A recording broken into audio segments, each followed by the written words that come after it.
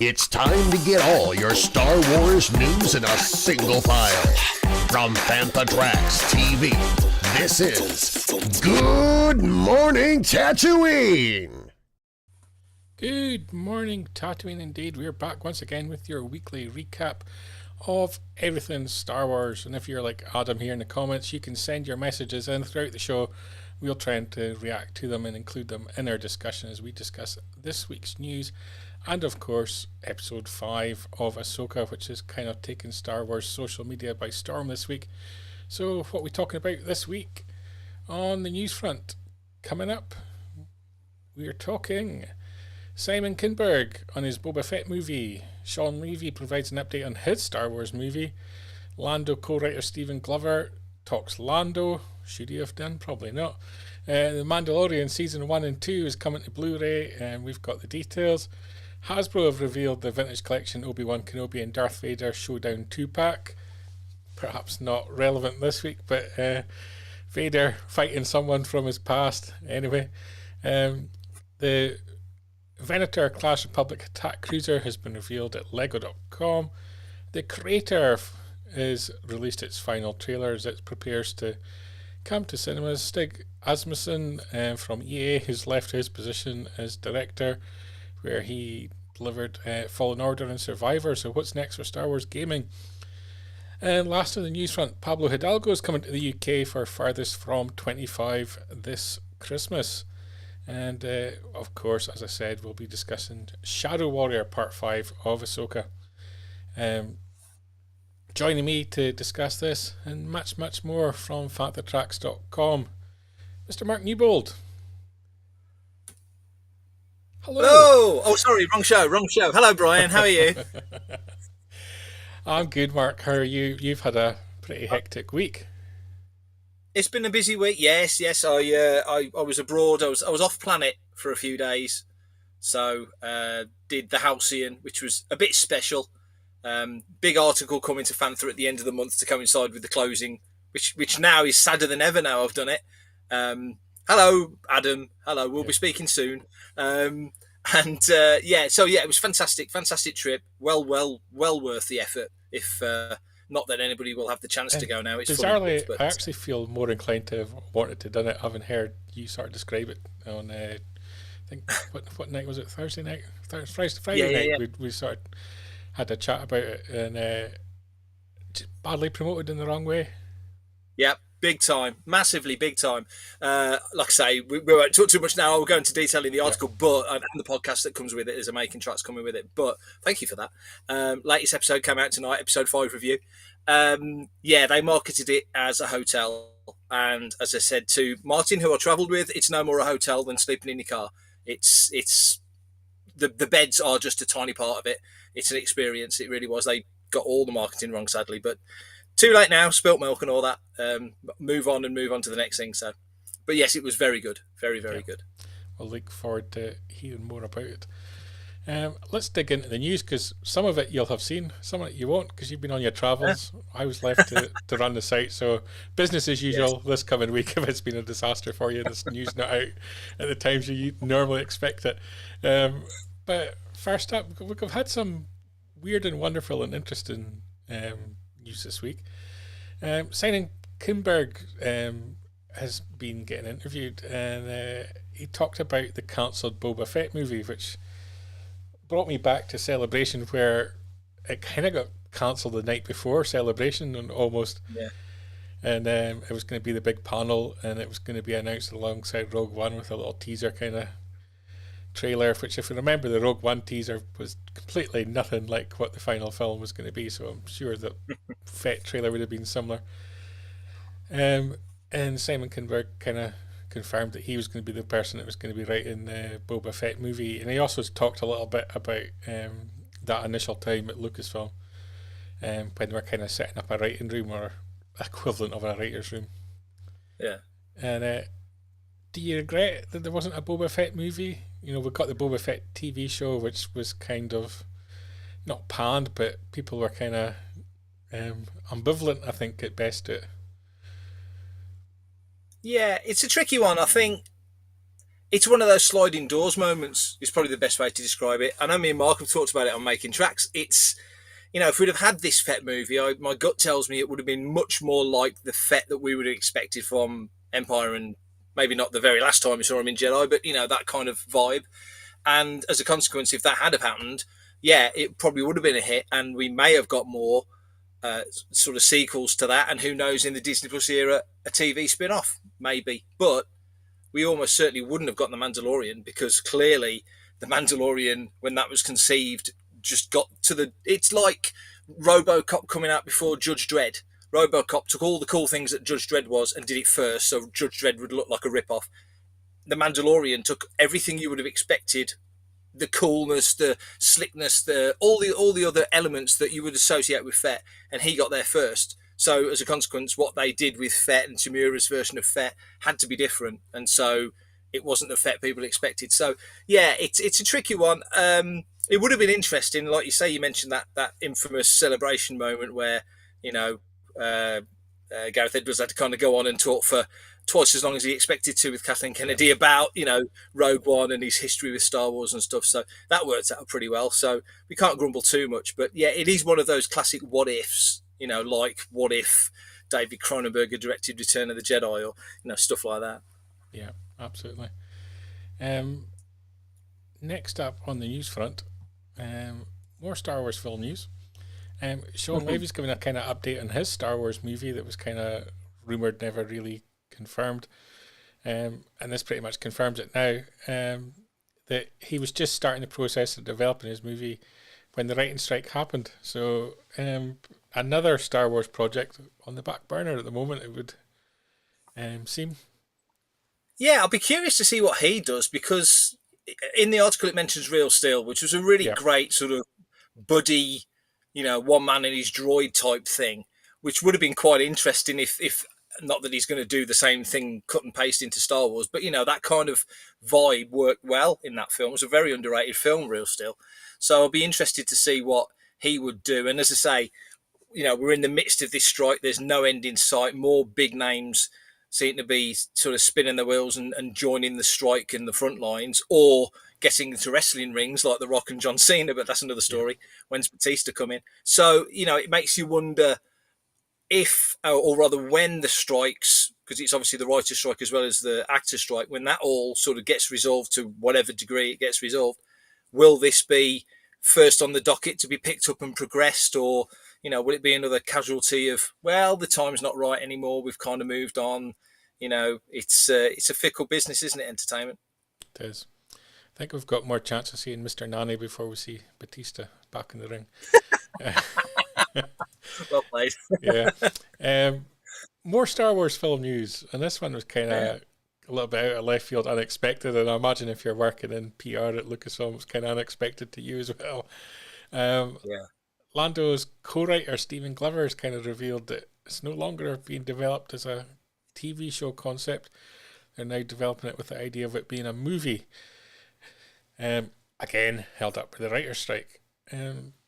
How much do you place on this? Because obviously he's involved in his writing, but does it mean that it's happening? Well, I mean, I watched the whole episode, which I don't generally get a chance to do, but it was absolutely fascinating, really. It was a really good chat. So if anyone gets the chance, it's well worth a listen. But yeah, I don't know whether he kind of got caught up in the moment or the interviewer kind of threw him a bit of a line and he ran with it. I don't know. But as you say, Lucasfilm PR are probably not thrilled because you'd imagine, this is as near as we'll get to the whole make Solo 2 happen thing as a reality, I would imagine Yeah, a Lando yeah. film, because then there's you're in that that circle of friends, if you like, those characters. So there's plenty of spin you can put on that in a positive way.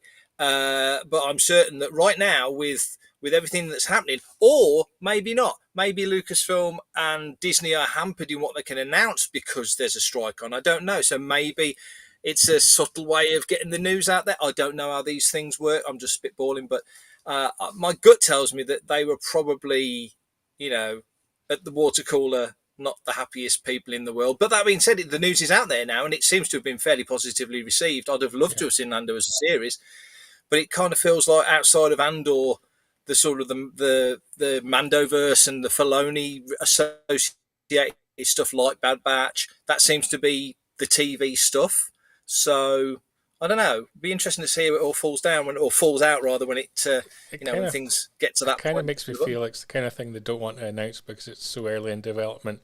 They don't know if it's going to have the legs to carry all the way through to hitting the big screen. It's one of those projects where we're not definitely doing this, Yeah, but we're developing it, and if we like what we develop, we're going to do it, as opposed to the concept of let's bring Rey back and have her run a Jedi Academy kind of idea, where they're happy to announce it with a writer just days in the job, I think, and because they're determined they're going to deliver on it, and I'm not so sure that they're determined they're going to deliver on Lando.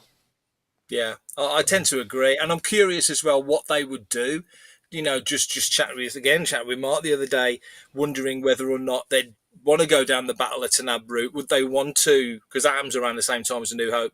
Would they want to go to him getting Bespin when he wins it in the game of cards? However, they want to play that sort of storyline. I don't know quite what they'd want to tell, or would they want to dip into the old L. Neil Smith Lando books and pull stuff out of there? I don't know. There's too many things in there that are a bit similar to what's happening in Ahsoka at the moment. So I don't know. Whatever they do, I really enjoy Glover in the role, and I think there's great scope. And my heart tells me I would rather see it as a series. I think they could have some real fun with it.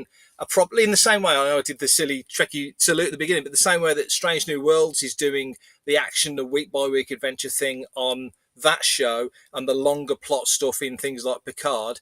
Why not have a Star Wars show that is just 6 great, fun, self-contained adventures, and let that be the Calrissian Chronicles, and let's see some fun with Lando out in the galaxy causing, his very sophisticated style of havoc. I think there could be some fun to be had there. We might come back to Thun Boca later in the show. There we go. Ooh, okay. There's a promise. But yeah, I kind of agree. It kind of makes me think it fits more as a series, because what's the great event that makes a Lando film a necessity? I'm not sure. But we'll worry about that another day, because just getting Star Wars back in the big screen seems like a long, long way away at the moment, despite there being 3 confirmed releases. Mr. Nether making a comment that Solo better turn up in that film. Kind of odd if he wouldn't. It's kind of fair shout. If you're watching along, what kind of Star Wars film do you want to see beyond the 3 that we've had announced? And let's all hear the Old Republic people come out and let us know that you want that, because that's what I would like. Something that we know we're getting, because it's already out there on Disney Plus, Mandalorian seasons 1 and 2 coming to Ultra HD. Didn't realise that was still a thing, but it's also still coming to Blu-ray as well. It's going to be here in the UK. It's Avi and Amazon, and depending on where you get it from, you can get a nice price or you can get a nice T-shirt. And I'm assuming, Mr. Newbold, that it'll be getting added to your extensive collection. Oh, heck yeah. Absolutely. If you know me, if this came out on Betamax, I'd buy it. So I'm thrilled that they're bringing physical media back. It's purely as a collector. I mean, the extras, I'm hoping they'll be, if not with this release and future releases, the whole tone of extras will come back, because I think that's something that's missed on Disney Plus. You get your Disney galleries and your little odds and sods here and there, but real in-depth extras is still kind of in the sort of the purview of the physical media format. I do wonder if we're going to get much on that, or whether they are just going to bundle in the Disney galleries that come with that series, because especially season 1, they were quite extensive, I think, and season 2, I think, had 2 as well, so there was a lot of content on them. Yeah, I mean, I don't know, you never quite know how much Disney wants to lift the lid, and yet there's folks like us and many, many more who would be fascinated. And, in a world where people seem to struggle to separate reality from fantasy, Star Wars fans do really like to see, how the sausage is made, kind of thing. It's interesting, and we can separate glad the two you finished things. that sentence. Oh, so am I.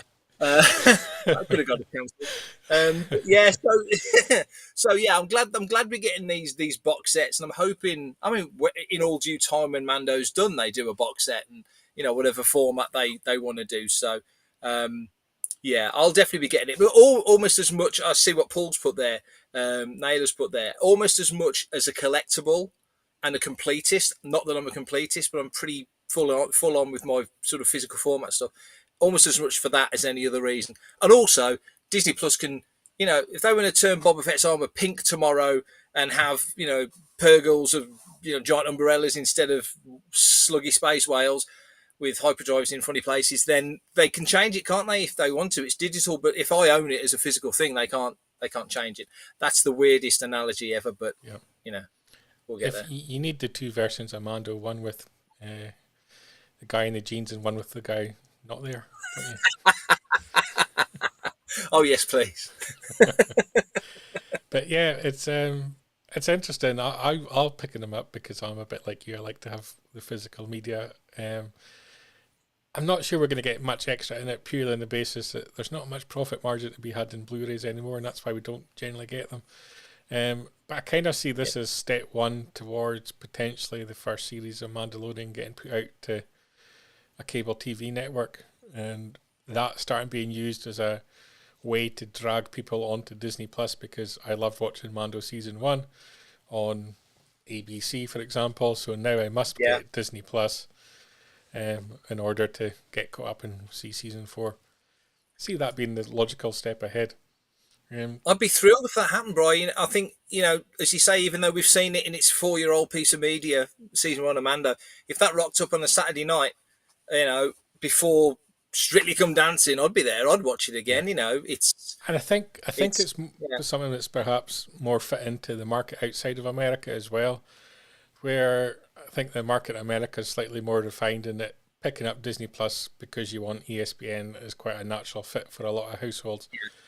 Around the world, not necessarily picking up a Disney streaming service is a high priority for most households, I don't think. It's a good point. It's another gateway in. It is. Talking about Disney Plus shows, Obi-Wan and Darth Vader had their own show quite a while ago, but now we're here, action figures. Kind of ironic it maybe came out this week, because it should really be Ahsoka and Anakin, really. But this is the nature of action figures, and at what juncture and what point do Hasbro get access to the materials in order for them to spend a year making the figures. So,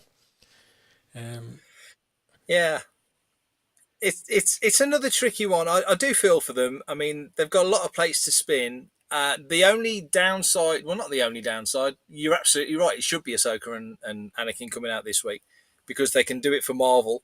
So why can't they do it for Star Wars? There's obviously other factors at play that don't get sort of publicly talked about. I say obviously, I assume. But there you go. There's Obi-Wan and Anakin in that classic scene from last year's Obi-Wan Kenobi, and you read the details, available fall 2023. So it's it's available for pre-order.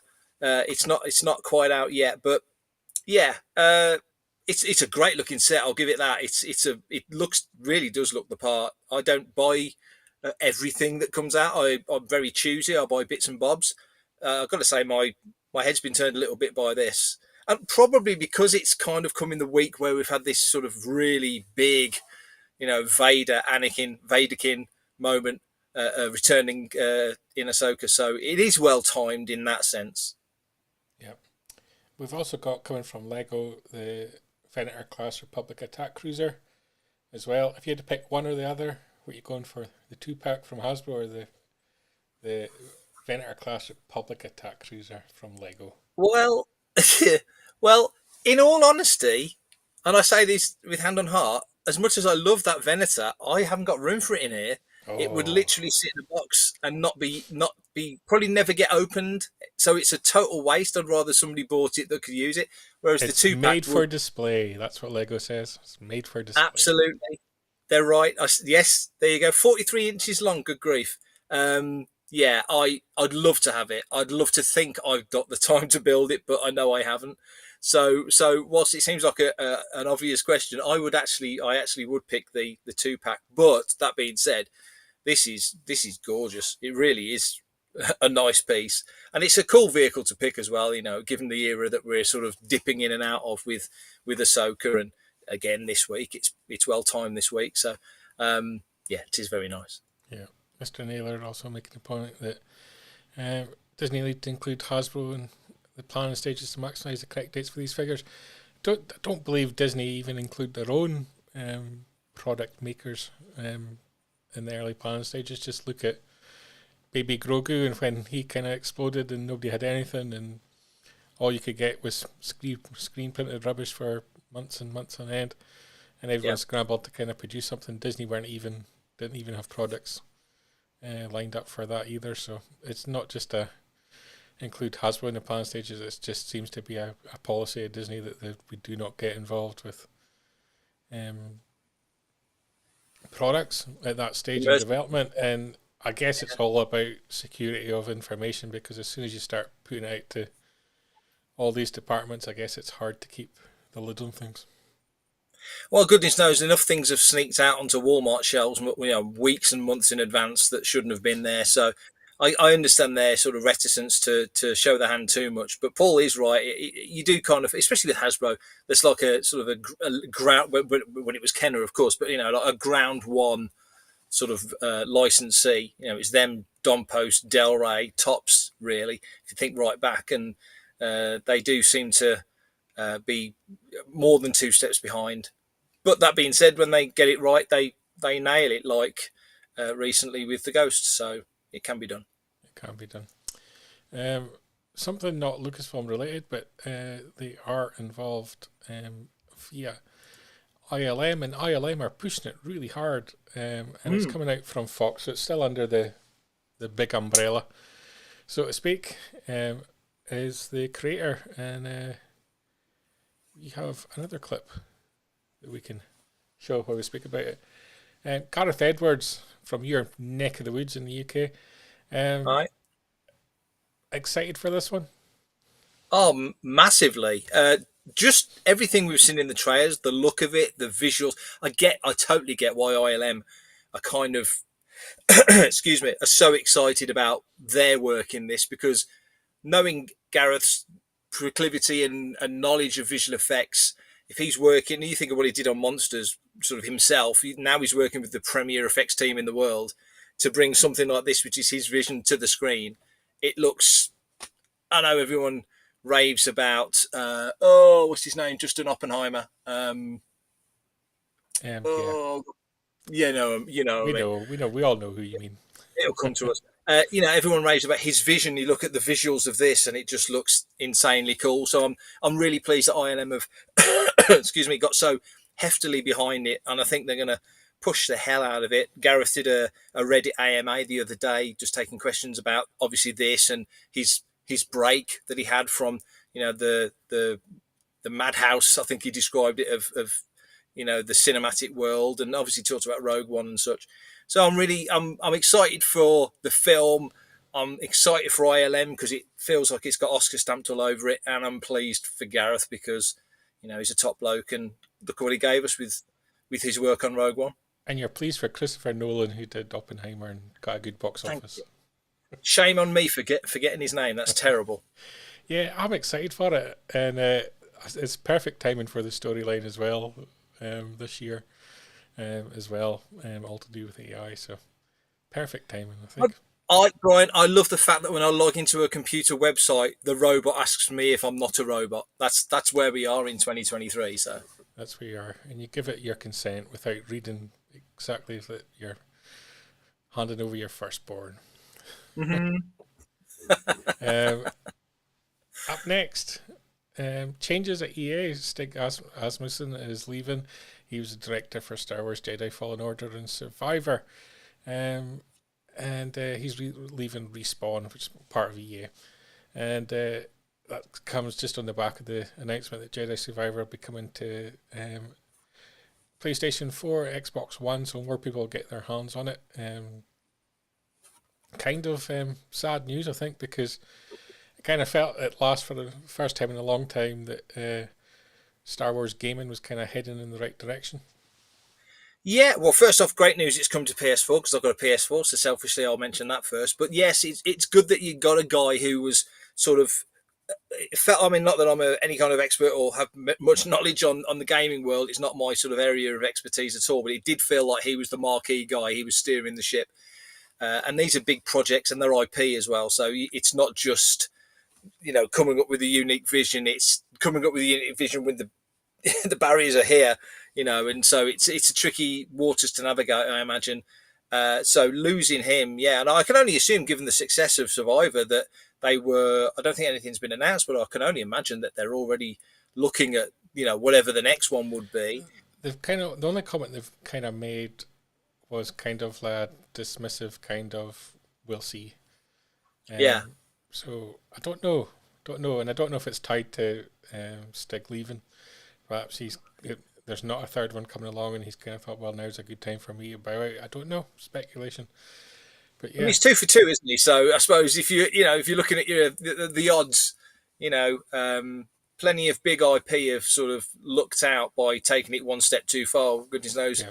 Poor old Indiana Jones. Not that the quality of the film's in question; it was a brilliant film, but it was one step too far for that franchise. And maybe you never know, the sands of time and changing tastes. They might put out another one in a couple of years' time and might not do the business. So, or maybe it's just his time. Yeah. When you mentioned sand, Paul McHugh in the comments there, with June being delayed, the creator could scoop more tech awards come award season.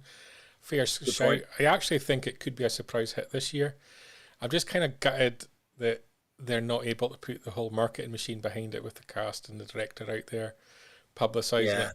But it could be that sneaky, quiet surprise hit that no one's kind of expecting. And I wonder if the media will kind of latch onto it and push it hard on the basis that they don't have much else to write about with no interviews and no publicity for TV and film. So a surprise hit, a big opening weekend, and we could get a lot of publicity behind the film and get a lot of people eyes on it, I think. It'd be interesting. We've just had, I mentioned, you reminded me, Chris Nolan.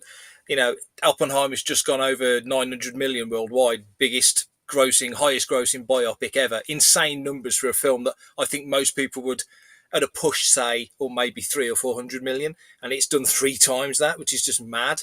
The whole Barbenheimer thing was very organic, although I'm sure there was a few phone calls that weren't too worried that kind of thing was building up on its own, getting its own head of steam. But nevertheless, it's not had the mega push throughout the summer because of the strikes that you would imagine it would have. So here we are now with a film like The Creator, which I don't know how they'd market it. I mean, other than putting trailers out and teasers out, there's no massive over-the-marquee names in it.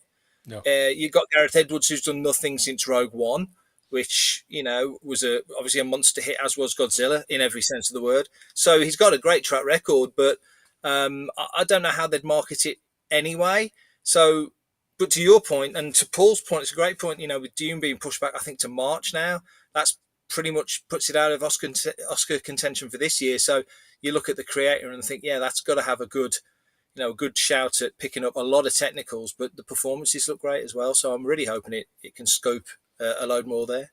Yeah. You mentioned Barbie in your comments there. So if you're looking for something to dance your night away at this December, brings us to the next news item. Isn't that the slickest link ever? The best. Pablo Hidalgo has been announced for Farthest From 25, 9th and 10th of December, Star Wars Weekender event in Fordingbridge, Hampshire. Their annual Christmas event, and this year they're raising funds for the Salvation Army Christmas Prizes Appeal. Pablo, we all know as a Star Wars writer, but he's also heavily involved in the creative side of Star Wars as well, with his unparalleled knowledge of Star Wars publishing, I think it's fair to say, in Star Wars history. And he made the comment, everything I've heard about Farthest From sounds ideal. It's very much my kind of gathering with fellow Star Wars fans to share and talk about our favourite subject matter. He looks forward to his visit. Mark, I'm sure you'll be there because you're there most years, I think. I am. Yeah. You looking forward to getting Pablo there? Yeah, I mean, I look forward to the Christmas one anyway because you get Christmas dinner, so that's generally enough to get me anywhere. But no, it's a great show. I mean, they've had some great guests over the years. You know, Brian Herring's been there, and Guy Henry's been there, Neil Scanlon's been there, Gus Lopez. You know, they've had some good guests over the years, some really good guests. But I think this given Pablo's sort of position, if you like, in the sort of the Star Wars realm, and the fact that two things: he's not done a UK convention since 2016, so it's pushing a decade since he was last year in that capacity. I know he's been here with work, but that it's his only UK book signing this year with Dawn of the Rebellion. So hopefully, for the organisers of Farthest From, for Dave and the team, that'll be enough of a lure to pack out the town hall. It's not, Bright, it's not the biggest town hall in the world. You know, and I've talked about Farthest From as if it's celebration sometimes. It really is a small event. But I think it could be quite special if it all goes to plan. Yeah, the weather is good and the turkey is good. It could be real fun. Exactly. Yeah. So I think it'll be fun. I'm pleased for the guys. I think it's quite a coup because I'm sure there's other bigger, and let's be honest, there can't be that many smaller, but there can't be, or there will have been bigger events, let's say. So a small but passionate event would be the way to describe it. Exactly that. Yeah. Exactly that. Yeah, and if you're into vintage collecting as well, it's a huge part of what they do at Farthest From. Sometimes it's worthwhile going just to gawk at what everybody else has got. Yeah, there's not many places you literally see early bird sets on the wall, and that's one of a few places that you'll see. It's like there and Rancho Obi-Wan. There's not that many places you'll see things like that, so it's worth it just to have a mooch. But you'll buy stuff if you're there. So come down if you're free. Come down. It's going to be a great weekend. Yeah. Up next, we're going to be talking in depth. We're going to be talking Ahsoka. Episode 5 came out this past week. It's kind of taken Star Wars social media a little bit by storm. And it was called Shadow Warrior, which I'm still not sure if I really get the title of the episode. I don't know. It didn't fit as well as some of the other titles to me. I guess it's kind of some link to Vader, I guess, perhaps, and is it also sort of alluding to Ahsoka's possible dark traits, maybe? Maybe. I was a little bit heartbroken because, and you used to come to Lightsaber back in the day when we did fiction. We had a load of characters who were and main gang lords, protectors who were called Shadow Warriors. So I just think he's stolen all our ideas. But apart from that, I think it does. I think it does allude to. It could kind of allude to Vader and to Anakin if you kind of consider them as sort of separate characters. But also because the world between worlds is such a weird, undefined realm. It is kind of all in shadow. It's all a bit mysterious and stuff. And I think that seems like the tone of this episode. I don't think they want to, and I don't think they should, nail down and completely define exactly what we saw. To me, this episode was more about Ahsoka kind of figuring things out herself with the help of this shadow, if you like, of Anakin and Vader that's kind of loomed over her now since, for decades, really. Yeah. So let's get stuck into the episode. And we kind of kicked off back on, I just want to call it the Night Sisters planet, really. Because that's all we really know about the planet is this kind of sort of religious Night Sisters kind of temple type area. And Hera kind of arrives, wanting to know what's going on. She's going into an unknown kind of place where she knows there's a battle taking place. So naturally, she's got her kid with her because that's what you do. Oh yeah, yeah, yeah, Yeah, yeah, yeah. How else are they going to learn? I know. And she finds a droid who I'm actually enjoying in his role in the episode, because he kind of has a purpose, and he sticks to his programming, so it kind of works for me. And he's kind of a little bit remorseful because he's kind of lost his. I kind of want to almost call him his pupils in a way, because he still kind of has this kind of teacher role over both of them in some way, and he kind of reminisces a little bit that they didn't really listen to him, and kind of alludes to the fact that maybe they're not the first two that haven't listened to him. So kind of hints that he may be appearing, a similar storyline may be appearing somewhere else very soon. I thought that. That's a good point. I did think that. I wonder two things. Yeah, I wonder if he could turn up, or will, or should, and he should, because like you say, he's great. Tennant won a daytime Emmy for the role 10 years ago, so it's a character he's very familiar with. But I did feel for him, given his age, given that he's interacted with, met, known countless Jedi, probably all the Jedi. He's 24,000 years older than Yoda was. He really has seen it all and probably not got the memory circuits to remember it. So I kind of want to think he's a little bit like Trigger's broomstick, and he's had 15 handles and 12 heads, but it's still the same broomstick, That is the best analogy I've ever heard. 75% original parts, yeah. Yeah, I don't know if I've presented that one to Dave Filoni. Yeah, that's exactly what I was going for. Anybody else? Trigger's broom, that's all you have to say. Yeah. If you don't know who Trigger is, look up Only Fools and Horses and go on YouTube, watch some clips. With the dude from Frasier, yeah. It could be connected because obviously he calls Rodney Dave. That's true. So next time I see Dave Filoni, I'm going to call him Rodney and see what he says. All right, Rodders. Yeah. So it was an interesting little scene. Nobody really knows where they are, and they kind of look out across the sea. And of course, somewhere under that sea is the world between worlds, or the pathway to the world between worlds, I guess.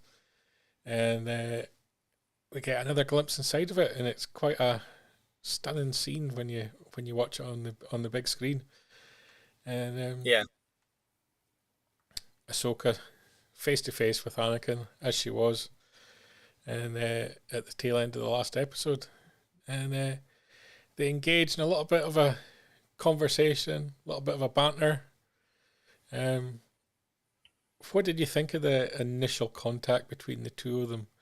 It felt quite comfortable, and they kind of fell back into their roles. It was very much that. It was really nicely played. And one observation actually that Mark made was that Hayden very, not overtly, not obviously, but I felt as well, had watched and was very aware of Matt Lanter's performance in the Clone Wars cartoon, because the connection between these two characters up until now is purely in animation. And so that relaxed feel, he's still the master, but he's kind of the big brother. And, there was an interesting counterpoint between the two. But of course, now the first thing he says when he sees her is, you've got old, basically, and she's a bit like, oh, it happens. So there is a slight shift in the relationship already, but yeah, Sky Guy, Snips, all that sort of stuff, the familial stuff that they said was well played. And as I say, Hayden did just some little touches that really sort of evoked that animated relationship that they had. Yeah. And there was kind of this discussion, and I think I kind of had this discussion because I'm new to a lot of these concepts because I didn't watch the animation about what is the world between worlds, and I don't think anyone at this point can really give a firm answer.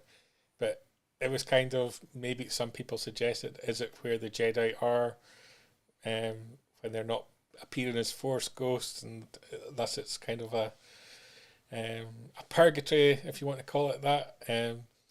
But this kind of implies no, because the last we kind of know Anakin, he was kind of quite happy, friendly, jolly at the end of Return of the Jedi. It was the last time we kind of see him as a Force ghost. Not so nice this day out. Maybe he's having a bad day, but he kind of Yeah. pulls his lightsaber out and starts to try and taunt Ahsoka into conflict. I think would be the fair way to describe it. Yeah, I mean, I think with the World Between Worlds, like I said earlier, I hope they don't completely and utterly and no grey area define it, because yes, that's correct. But from Rebecca, totally agree with that. It's all of the above of what you just said and none of the above. So it's a realm that feels like it's kind of unique to the people that are in it at the time. And in this scenario, Ahsoka as a character has, a lot of people have passed comment that she's very serious and she's so serious and yada yada. And she was so much fun when she was a kid in the Clone Wars, but now she's not. And in this, as we move on, you realise some of the reasons why she's so much more reserved and so much more standoffish, and maybe why she pushes Sabine away, and the master walks, not the apprentice walks, it's the master that walks. So I think here it's Anakin almost as a I don't know, a wise old bird. I don't know. I can't think of another way of thinking of it. He's the one that's sort of saying, well, you've kind of got to get over yourself a little bit with this. And because they're Jedi and it's a combat thing and it's a language they both very well understand, they fought side by side for 3 years. So maybe that's just the way to do it, other than sort of sitting down and doing a talking head sequence. Yeah. The way I've kind of got it to my point is, it's not so much a physical place, but there's places in the galaxy that makes it easier for you to access it. Yeah. But a lot of it's more in your mind and being able to get there in your mind so you can interact with your past, your future. It's kind of almost quite a spiritual place rather than a physical place, I guess, is what I'm kind of getting at. Yeah, I wouldn't argue with that. I think the Jedi are kind of, there's that mystical element to their powers and their minds. When you see the Jedi, I think, like Qui-Gon is a perfect example, I think, in The Phantom Menace, where he kind of sits down, he closes his eyes, and he goes to the kind of place of peace. That's kind of where you kind of feel this might be, where he's able to get some more spiritual kind of guidance than possibly otherwise you would have got. Becca's mentioned there about Ian McKaig's original concept of Anakin from Star Wars The Force Awakens. Good shout there as well. Yeah. Elliot's asking, was the dark side cave on Dagobah one such entry point? That's kind of where I'm thinking at. There's certain places in the galaxy that just allows you to sort of encounter something more in your mind than the physical realm. It wouldn't surprise me, just slight offstep, Dr. Aphra sort of dips into that kind of realm of places of power, objects of power. Wouldn't surprise me one bit if a future Aphra arc touched on something like that. It does feel like, you could step into these places. So I love that thought process, yeah. Yeah. And Paul making another good point as well. It's to say it's a perfect use of the volume.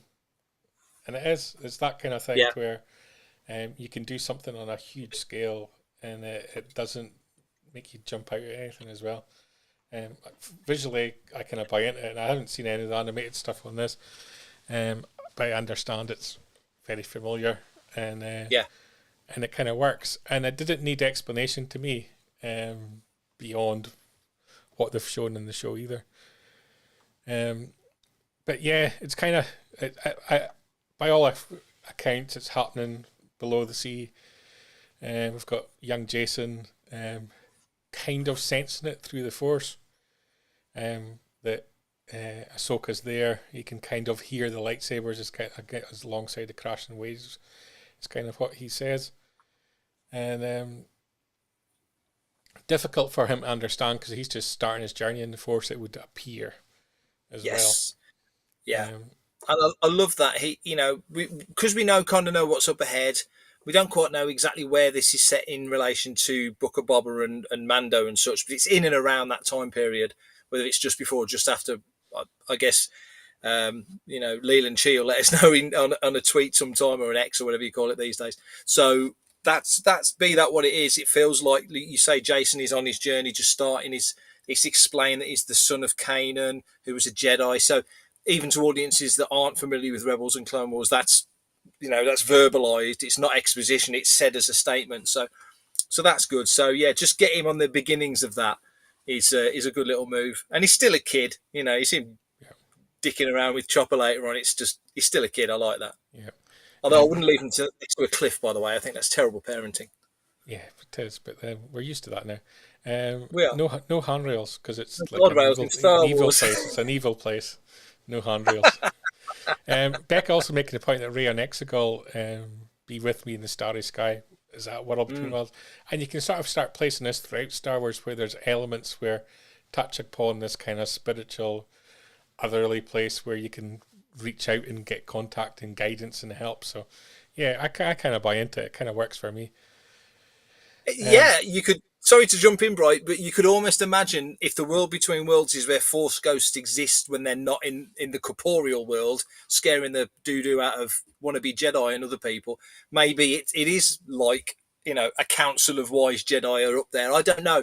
There's plenty of scope. I think that's the point. It's a little bit like the Rent a Ghost house. I was thinking Clash of the Titans, but yeah, Rent a Ghost will do, yeah. There you go. Hera kind of gets a warning that the New Republic have got nothing better to do than worry about what a few starfighters are up to, and that all hell's about to be unleashed upon her if she doesn't make contact with them and explain what she's up to, because she's been gone all of half an hour. Strange plot, this one. I don't know if it's going to have some kind of payoff, but I'm not feeling it at all at the moment. And this is kind of where Jason kind of jumps in and kind of explains kind of what he's feeling, and Hera, without any kind of Force knowledge, kind of guides him a little bit, and just to relax and reach out and whatnot. Obviously, she's seen Ahsoka, Ezra, Kanan, yeah, all these kind of things. So she's kind of guiding him without having any proper teaching experience in the Force, and it brings us back to them fighting in the world between worlds, and we quickly move into this scene, which was the first scene that really puzzled me, because not watching the animation, I've got no clue where we are, what's going on, and there was no real explanation offered. But you kind of know it's set during the Clone Wars era, because you kind of see I always think it's a stormtrooper with a mohawk. It's kind of how I see them. Yeah. And out of the shadows comes a very young Ahsoka to greet her master Anakin. Some great camera moments here to really build up the scene. And I know people were very excited online to actually see clone troopers in their physical form as well. Yeah. Mark mentioned that, obviously being a UKG and Rebel Legion guy, so seeing actual actors in those uniforms as opposed to the CG versions we got in Attack of the Clones was very cool. Yeah. Ariana Greenblatt kind of nailed the character, I thought, a little bit. I don't watch the animation, so I can't relate it to other people's performances, but I thought in relation to what Rosario's brought, there was similarities in chemistry. There, I thought she interacted with Hayden fantastically. I thought that there was a real chemistry to the scenes. Absolutely. And I know some people had said, they should have had Ashley come back and do the voice. And if this was a one scene and out, never to be done again, maybe. But I think that would do a great disservice to Ariana, who's, we mentioned Barbie earlier. She's one of the stars of Barbie. She was young Gamora in Infinity War. She's done stuff before. She's not, plucked off the shelf. So she's an actress that's going places. And you see this and think, if they said we're going to do a 6-part Anakin and Ahsoka miniseries set at the end of the Clone Wars, I wouldn't be against that. So I think they did a great job. And you're right, the chemistry was excellent. And again, Becca mentioned it in the notes. Clearly, they've done their homework. They've studied the relationship of those characters. And they've got the guy that was behind the animated stuff directing them on set. So you couldn't have a better sort of instructor to, guide that relationship in real time on the set. Am I right in saying this was on Ryloth? Yeah, Battle of Ryloth by the looks of it. You do see which was a significant part of the Clone Wars animation. Yeah. And as you said, you got some proper moments that allowed for some proper emotion, and a very kind of, I don't know, bizarre interaction, really. I kind of felt between Anakin and Ahsoka, because I wasn't understanding or realizing really the significance of the scene. Yeah. This was kind of the real beginning of this kind of like emotional taunting that was going on between them. Yeah, I think back in the day when it was happening for real, and of course this is like a mirror. This is her in, you know, the modern Ahsoka in the body of the kid Ahsoka, looking back at, wow, look at what I did, look at what I saw. Anakin was always very focused and fixed on the mission, wasn't as connected to his troops as Ahsoka was. You know, they were not means to an end, but it wasn't the same connection. Whereas Ahsoka kind of put blinkers on in the moment. Now she's looking back. Oh, good God, you know, I was only a kid. What were we doing? And so she's way more reflective. But of course, that's actually Ahsoka. That Anakin is not actually Anakin. It's a shadow of Anakin. It's a vision of Anakin. So he will react to and think of things very much as he did at the moment. So juxtaposing the two was fascinating. And I kind of get it's kind of like a manifestation of her own mind, and so it's almost like she's questioning her own past and her own decision making more than anything. Yeah, and she witnessed some horrors, so she's got to sort of account for that in some way.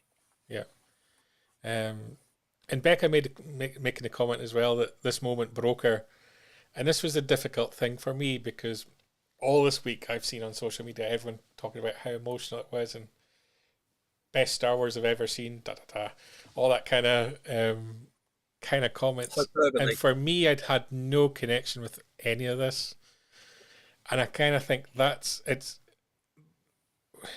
You get to this point in Star Wars where you can't cater to everybody, so you have to make these decisions as to who you're catering for. And I think if you're doing an Ahsoka series, then you are catering to people who were fans of the Clone Wars and fans of Rebels, and at some point you're going to lose everybody else.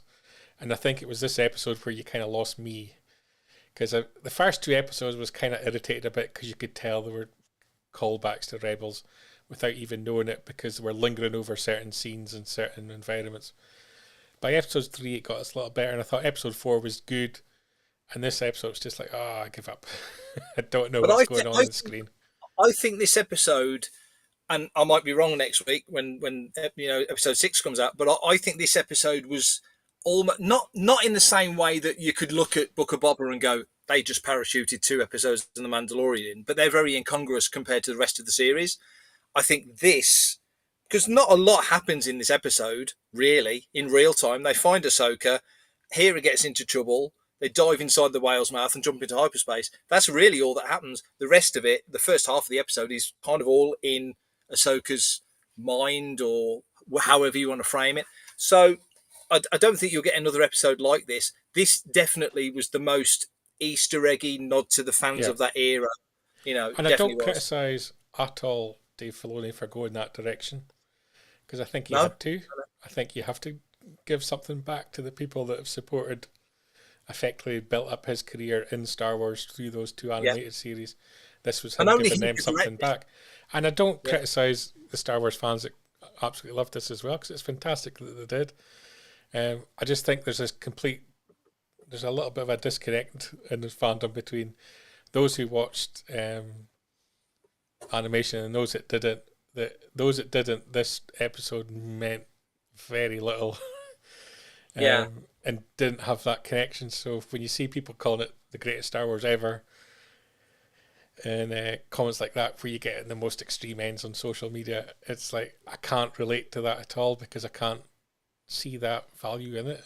And then this kind of scene, I think more on Ryloth than anywhere else, kind of captivated that, because I kind of understood a little bit more about the Siege of Mandalore. Because my God, have we heard that phrase 1,000 times in Star Wars TV? That's true. That's very true. And the bits I enjoyed was the little bits where it kind of the screen flickered and you got Anakin changed into Vader, and so I appreciated that, and I kind of appreciated where they were trying to get with the characters, but I just had no connection with Ahsoka. and what was going on the screen. Jimmy as well in the comments on Facebook, he loved the episode but was confused Anakin's dead at this point. It felt like he was alive. No Force Ghost aura, and he had the saber as well. And that's why I kind of think it's more a manifestation of Ahsoka's mind than it is a manifestation of Anakin, if that makes sense.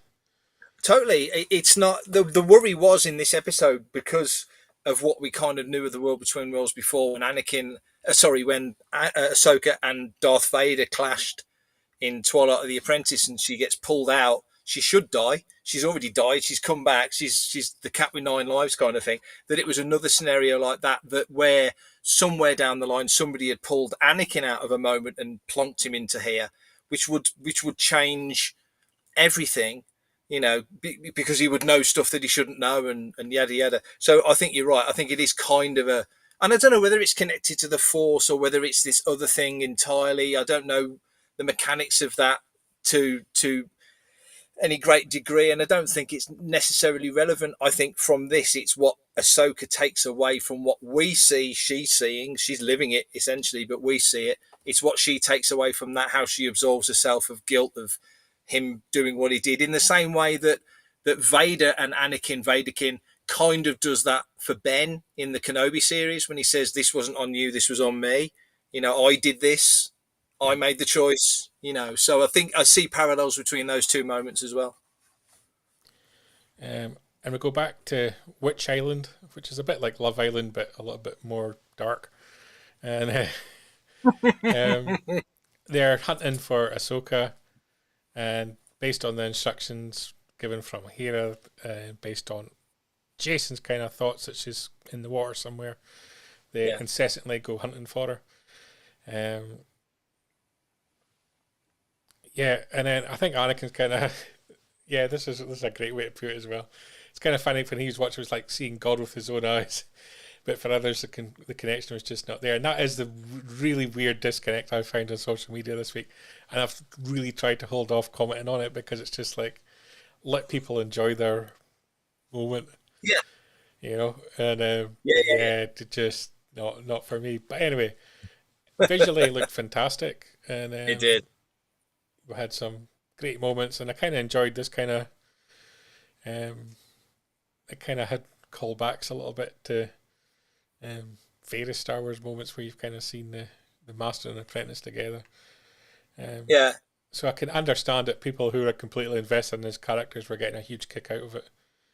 It's cool though, because you look at Anakin there as he looked essentially in Revenge of the Sith, and God, doesn't Hayden still look just like he did in Revenge of the Sith? It's just fantastic. But again, the two of them, having watched all those episodes of the Clone Wars and seen their relationship, and even Ahsoka says at this point, he's like, "I don't recognize this," and she's like, "You weren't here. This was the Siege of Mandalore." I would imagine he was on Mustafar, ending, the Separatists and doing all the stuff he did there before he clashed with Ben. So, I'm timeline wise, I'm guessing it's around about that time. I could be a bit out, but even that was interesting to me, that she's kind of filling in the bits for him so he can kind of teach her something. But even then, it's not done yet. Yeah, and Anakin sort of defeats her, hurls her back through the smoke, and she reappears back in the world between worlds as, not going to call old Ahsoka, that'd be harsh, but modern day Ahsoka. Well said. And they continue, this Jedi, they're really not into peace, the Jedi, despite their claims. Always fighting. No, they didn't sit down and have a conversation over a cup of coffee and resolve their issues. Straight to the fighting. And he basically gives her the I call it the red talk from what's the film in the set in the prison? Start Living or Start Dying. Oh, right. The Shawshank Redemption. That's kind of where I kind of pulled it from. Yeah, and that's kind of basically the choice he gave her, where really she's making the choice for herself, rather than him asking the question. Is kind of how I see it. Yeah, it's Well, it's almost the train spotting thing, isn't it? Choose life. It's he's saying you either fight or you die, which is very much a Vader Sith absolute kind of attitude, isn't it? And she's saying no, I'm choosing to live, which is kind of a Rose from Last Jedi attitude. So there's a nice juxtaposition there. But yeah, there's a moment where he proper, as you see, goes full on, Sith-eyed, as you say. Yep, Sith eyes right there, and then she sort of goes puppy dog eyes. Yeah. And you But get she some, does as well. She does the Sith Eye thing as well, and I think in that moment, it read to me, and it might not read like it to anyone else. It just read to me like he realizes that wow, in reaction chat, I said to Mark, it's like the Galadriel moment when she's sort of thinking if she had the ring, she knows the most purest of pure knows that she would do terrible things with that in her hands. And it's almost like Anakin realizes that Ahsoka could do even worse things than he'd done if she fell to the dark side. It's like the purest fall, So there was some nice little sort of I read anyway, and others might not, but that's how I read it in the I subtext. see it exactly as John Scott Glover's got here in the comments that Anakin wasn't a Force ghost, it was Ahsoka confirming with herself what she had to do. Yeah. So you kind of got Anakin go through all the stages of emotions, and this kind of last emotion was kind of this kind of smirky kind of smile, almost. Yeah, you've made the right choice, kind of. Reaction, and kind of got a sort of last shot of Ahsoka herself in the world before worlds, and she sort of emerges from the water, or this kind of I guess it was almost like a Gungan kind of shield kind of thing out of it, and she appears in the water and is immediately spotted by Chopper, not Jason, Chopper, scanning for her. Not like you just took for a droid, Brian. I know, but I'm just making the point because it's important. Rescued by one of the X-Wing pilots, dragged back on not dry land, but dry spaceship, and taken back to the planet where Jason and Chopper are there.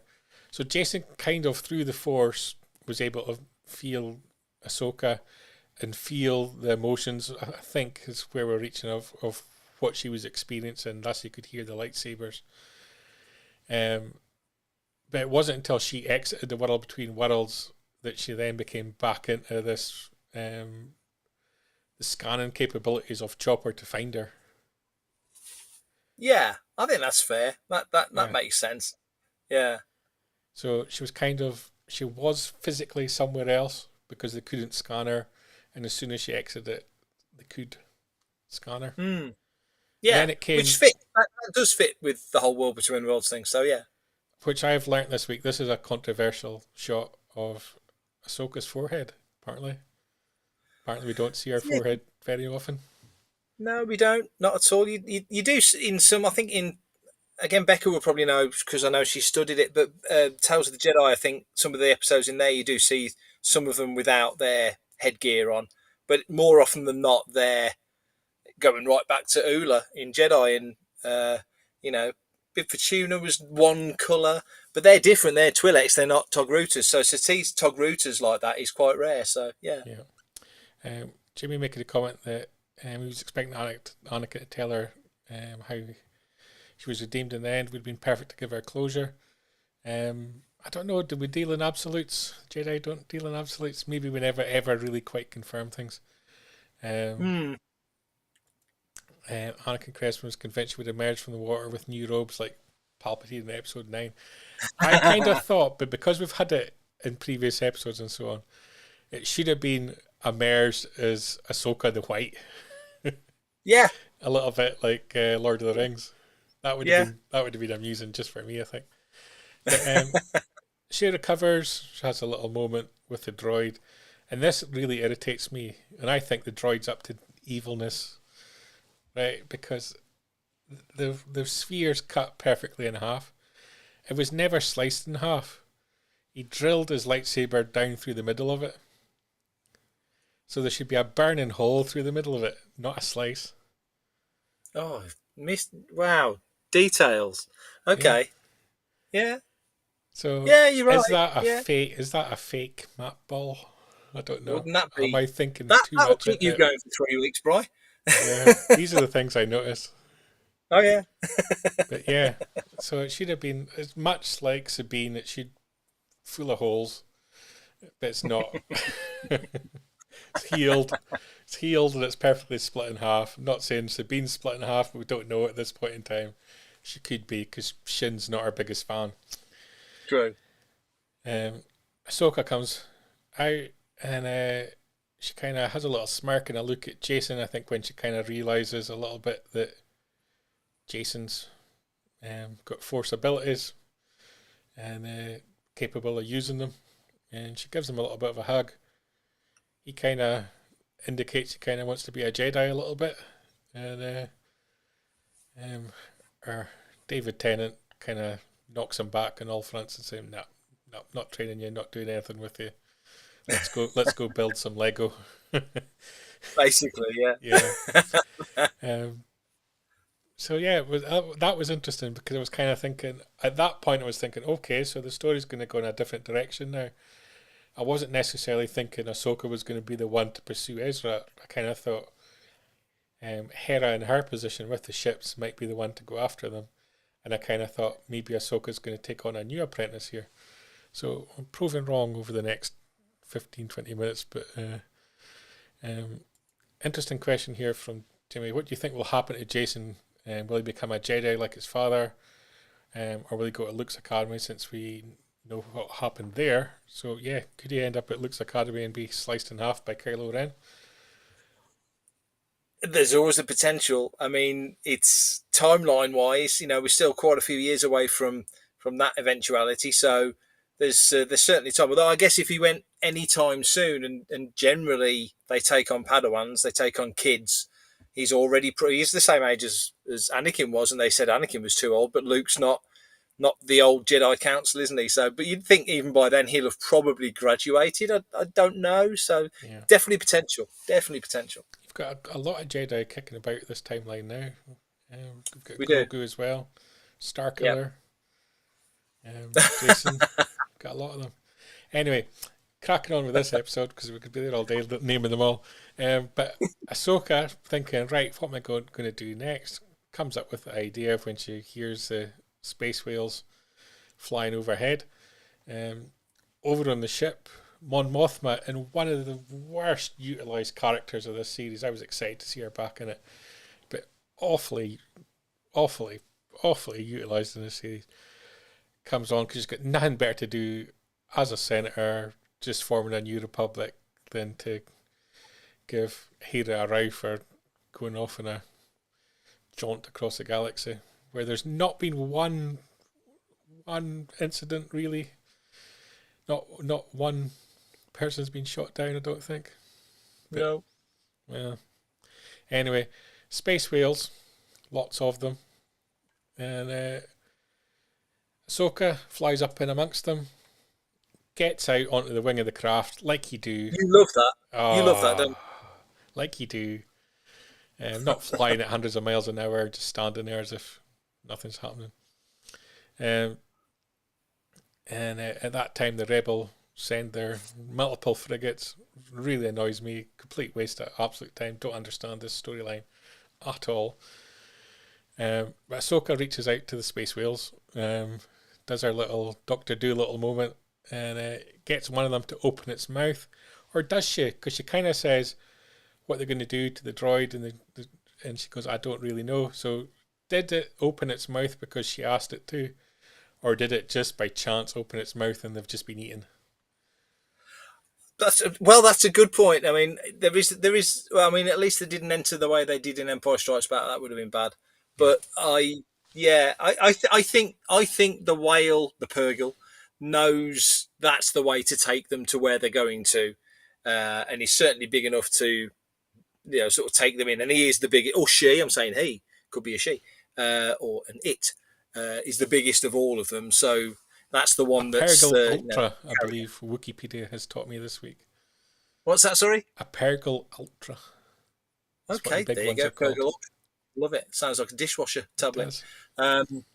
But yeah, I enjoyed the scene. I mean, it does have that. It did need to be. I think you It said in did the have a review. gravitas to it. I'm mocking it a little bit. I'm calling it Moby Dick, but it did have an element of gravitas to it. I do like to see them reaching out in the Force. That's what Jedi should be doing. Yeah. So yeah, they got eaten by it. Let's assume they're being held safely in its mouth. Yes. And then the Purgles kind of start flying away on their route through hyperspace. Not making much effort to avoid the spacecraft. And this is why they're kind of hated by space travelers, I believe. Is the common tale that space travelers don't like them because they didn't make much effort to get out of the way of the Rebel fleet. And you can start seeing there in this scene that their backsides are heating up because they're about to go into hyperspace. They are indeed. And Jason gets the unfortunate moment where he's got to sit with his mother and watch them as their backsides light up. No conversations had. We'll just sit in silence and pretend. This is kind of like this awkward moment when you're sitting with your parents and something comes on the TV that's a little bit more adult than you would like to be watching with your parents. And this is why people in the 70s had glass tables. It is. And to me, I like the fact that in the subtitles it said powering up. So I don't know, it's like almost like they're just building up a fart and they're about to fart and go into hyperspace. It's the only way I can describe it. And we get the flash of light. It is a very useful word. It is how I described the death of Marok last week as like a fart in the wind. So it does fit. The last scene, right, and this is what puzzles me more than anything, is Ahsoka looking out and they get the flash of light. Now, has the space whale opened its mouth and it's getting a flash of light from another Purgle ahead of it? Or is their spacecraft flown directly forward in and they're now looking out the Purgle's backside and getting a flash of light? Oh my goodness. I didn't even think of that. Yeah. These are the questions that need answered. Good question. We may find out in episode 6. We may. Whether they go out front facing or back facing. Look out for it, people. Yeah. These are the important questions. But in spite of me mocking the whole Purgle kind of thing, in fact, let's answer the question here from John Scott Glover. Are they force sensitive? I don't know. They seem to have some kind of attuneness to the hyperspace travel, and they seem to have something that manifests some kind of power that they can manifest to make themselves go into hyperspace that ignites in this blue light that seems to come from their bottoms. Yeah, I don't think they're like it unless it's in the Wikipedia entry. I've not read the Purgle entry, but I don't think they're an endangered species. You do see them in season 3 of Mando. Grogu's looking through hyperspace and he sees them running alongside the N1. So I think they're fairly common in that sense. But it's a good question from John. It does feel like they're kind of like the Lothwolves, and especially the Lothwolves, they're kind of there when they're needed. And going back to the start when we were talking about Lando right at the start of this episode and the Thombuka, there was hyperspace capable jellyfish type creatures. Yeah, the Oswaft. In that series as well. So this isn't something new to Star Wars. It's been there since the early 80s. And they also had hyperdrives in their in their nether regions. They've got a bleep button. Yeah. Yeah. Yeah. So it was. I'm mocking it, but it was an interesting thing to do. I think because it calls back to the animated series, and that's how Thrawn and Ezra ended up where they are. It made sense to utilize them, to get back there. The fact that they've sort of congregated around this planet that has some kind of cosmic kind of connection to enable them to plot a journey to that area using a hyperspace wheel like they have as well kind of makes sense, because obviously they're on a route. There's something significant about that part of space. it all kind of makes a little bit of sense. I could see this coming, that they were going to do something with the Purgles to get them to this unknown space, coming a mile off, and they dragged it out for a long time. This episode, I made the comment that all you needed was David Attenborough to provide enough voiceover, because I've never seen so much shots at animals in TV for so long. But it kind of worked. I kind of got it. It wasn't, I think the only kind of thing I didn't really enjoy about this episode was the whole Ryloth thing, because it made no sense to me. I had no idea what was going on. Much such the same with the Siege of Mandalore, because it's been a phrase that's been thrown out there so often. I kind of thought that should be something significant unto itself, and it didn't feel like it was made to feel significant in the series. It was kind of a quick few seconds and gone. Yeah, they cover a lot of ground in what they show. Again, not a lot happens beyond what we see. But yeah, I certainly enjoyed the episode, but I do think it's gonna, when you look back at the season, the 8 episodes when it's done, I do think it'll stand out as not the odd one out, because there's nothing odd about it. It's been so well received. Rotten Tomatoes scores incredible, so people are really enjoying it. But I think when you set it against the other episodes, I do think, a lot like Tommy Cooper, then it's going to look really, or the Emperor, it's going to look really, really be the one that stands out, because it is so sort of unique and specific to Ahsoka's sort of path, journey, whatever you say on Love Island. It's unlocking a key in her character, I think. Paul McHugh asking, timeline wise, could Grogu have been sent to Ahsoka when he saw the space whale? Very That's possible, great. because it's very closely connected, that kind of area. Yeah. So that's a good call. My actually theory is that Grogu's been to Exegol, because of connecting them all the way around back to the cloning kind of thing. Yeah. Because my assumption is, if he's left Coruscant with Jar Jar, or whatever this Jedi name is, Beck. yeah, No, he's gone on the Naboo palace ship. It's going to go back to Naboo. Who's on Naboo but Senator Palpatine? True. Who would then shuttle him off to his safe place in Exegol, and they could use him for clothing. And that's kind of why I think maybe Grogu's got some connection to the Purgle, because maybe he got back from Exegol on the back of Purgle.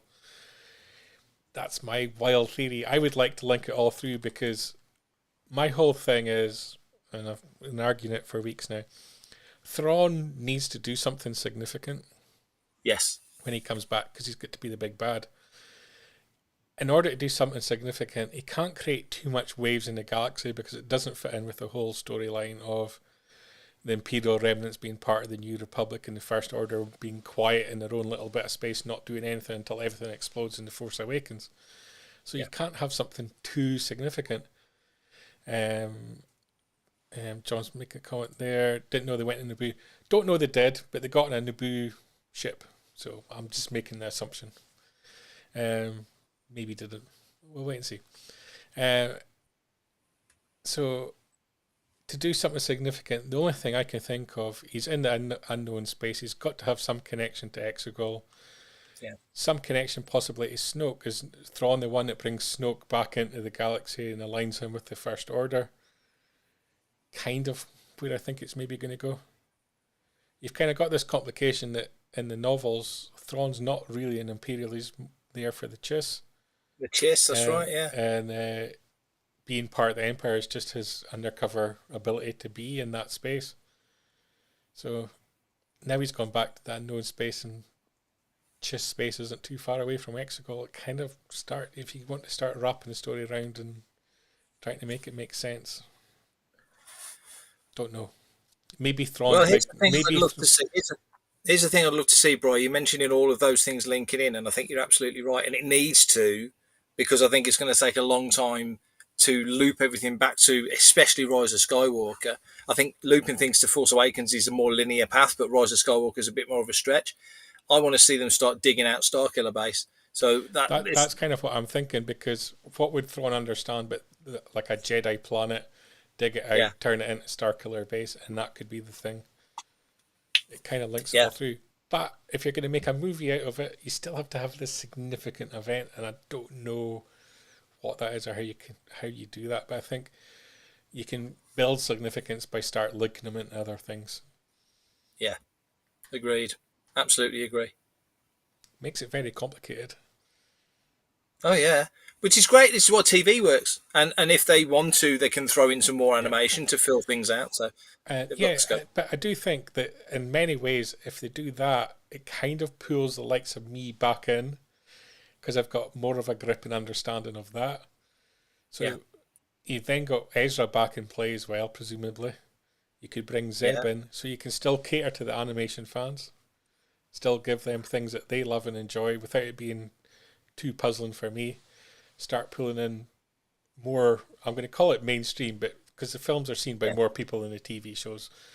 Of course. So we'll call that mainstream Star Wars, pull that back in and start linking everything together in a very complicated kind of way, but it could work. It would. And I think this episode speaks to what you've just said, because purely having Anakin in it, Hayden, who was on the big screen in those 2 films, 3 if you count Jedi, 4 if you count Rise of Skywalker because you hear his voice. But, bringing that character back to television, like bringing Vader to Obi-Wan, which of course had Ewan, who was a big screen character, a big screen actor. It is, in the wider world, it's a great way of dragging and attracting and sort of luring people in. John Scott Glover's also making the point, it's not a rehash story that's been in previous Star Wars film series. I kind of agree. I think you have to have these sort of tentpole moments where you link things in, but you've got to do something unique, and that's why I still argue Thrawn has to do something to make his impact, to make an entire series based on finding Thrawn. He immediately needs to do something that makes it, it was worthwhile spending all that time hunting down Thrawn, because he's a significant player, because at this point he's not done anything to make himself a significant player to any of the casual Star Wars viewing public. Yeah, and it's also the thought that, and you're right, you need a big event to hang your hat on, and you look at the original 3 movies, and Battle of Naboo, Jedi versus Sith for the first time in 1,000 years, that's massive. Attack of the Clones, the start of the Clone Wars, Revenge of the Sith, Order 66, A New Hope, Battle of Yavin. Weirdly, in Empire Strikes Back, there's nothing massive in that scale. There's the Battle of Hoth, but that's essentially a skirmish. You get to Jedi, it's the Battle of Endor, which is kind of the big kick in the nads for the Empire, and we know that it carried on. But you need something big to carry on. And you also need something to make it film worthy. Yeah. Because that's where we're heading in all these series. Because at the moment, the Mandalorian story is complete, more or less. Yeah, it's done. They're sitting, relaxing, fishing. Book of Boba Fett, we're never really going to return to that in any kind of significant way, I don't think. But they kind of maybe bring those characters in anyway. Ahsoka, what's the event going to be? Skeleton Crew, they're flirting about this unknown area of space as well. So that's going to get brought in. So you've kind of got to link all these things in a way and have something significant occurring that's going to deliver. And I don't know what it is, but it's going to be interesting. The next few episodes are going to be interesting because can you keep my attention now? Because I feel like it's lost. Can you keep my attention and deliver something? I don't know what it's going to be. I don't know what the story is. I don't want 3 episodes looking for Thrawn. No. Mr. Mickey, that's a great comment because I made this comment the other night. Someone commented on us that Zed's been looking after Sabine's Lothcat. I made a comment the other day, it didn't go down very well, I must admit, that they're going to all go back to Lothal and there's just going to be bones of a cat just on the floor of the radio tower. Yeah, it's as likely as anything. Yeah. That would be Thrawn's big act, he's killed the cat. That would make him the most evil man, wouldn't it? Really, it's like Vader's never done anything that bad. Lothcat soup. Yeah, definitely. Is that the note to end the show on? I think so. The cat. Yeah. Why not? Any final thoughts on the episode, Mark? Because you're an animation fan, So exactly, yeah. Having watched them when they came out and returned to them occasionally over the years, and obviously Rebels is kind of more in more recent. So that aspect I enjoyed. I enjoyed the way it was played. I really got a kick out of seeing Hayden play different versions of Anakin. There's a couple of three sort of elements to what he's doing, and of course the new or young Ahsoka was fantastic. I did enjoy it a lot, and I liked it in a way that frustrated me. In the sense, story wise, the New Republic are just doing it all wrong. They should be doubling down, and they're not. They're stepping back. You can see where it's going. We know where it goes, but just to watch it happening and see how powerless now essentially Mothma is compared to how she was. Again, it's interesting. As you say, all these things are going to have to come together to sort of form into, if it all comes together in that movie, which I assume it will. Where do we take that, and then when do we step beyond that? Because we know there's, Shadow of the Sith after that, and there's all the other stuff that's leading up to Force Awakens. So that's all got to be filled in and told. So we've got lots of ground to cover. But for this particular episode, I think it'll stand out as a unique episode in the set of the series. But very, very interesting. Yeah. I guess my final thought is, not being a fan of animation, I can still give credit to Dave Filoni as being a master of understanding the Star Wars stories, and the way it's connected with fandom across social media just shows you what he's capable of delivering, and it fully justifies him getting a shot of getting a movie. I think even as someone that's not been a fan of animation, can't take it away from him, because everything that he produces is so layered and so deep and connected, and it's giving people what they want to see. And so I think fair play to him. I think he's introduced elements into Star Wars that can be utilised a lot going forward. I'm now thinking of the Rey movie. A perfect moment would be her going into the world between worlds and encountering her grandfather. That's interesting. Face up to your past a little bit. And take the name. Yeah. So stir in the pots. I know. The Palpatine Academy for Jedi. There you go. Who's not going to go there? Who's not going to go there? Yeah, that's a perfect note. As the guy stares his little face out at the crowd there. That's a perfect note to end on. The Palpatine School of Excellence for Jedi. Yeah, unlimited power. Unlimited power. Mark, thank you for joining me, tolerating my controversial opinions on Ahsoka. Mate, I'm used to it. It's fine. Yeah. We'll be back next week. I'm fascinated to see where episode 6 goes. I've got no idea what direction it's going to go in, which in some ways is really good. So we're going to wait and see. Will I enjoy it? Will I not? I think we've got a new director to Star Wars as well. I can't remember their name. So that's going to be an interesting side of it as well. So that's for tonight. We'll be back next week with all the Star Wars news as normal, and Ahsoka Episode 6 review. Looking forward to that already. I do have a guest. I can't remember who it is. It's a good one, though. It's a good one. Everyone come back next week. Come back next Sunday to find out. And then, Mark, thank you for that. You can catch up on everything you're doing on FanthaTracks.com with the news every single day, and also check out Fantha Tracks Radio on your podcast of choice for the flagship show Making Tracks with yourself and Mr. Milcaster. This week, do you have a show planned already?